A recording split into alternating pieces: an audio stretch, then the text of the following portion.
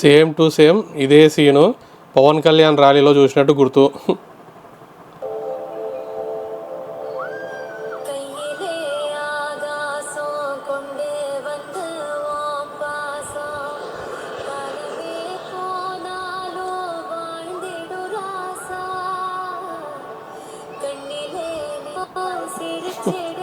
అలా ఒక అమ్మాయి అరుస్తూ ఉంటుంది, సేమ్ సీన్ రిపీట్.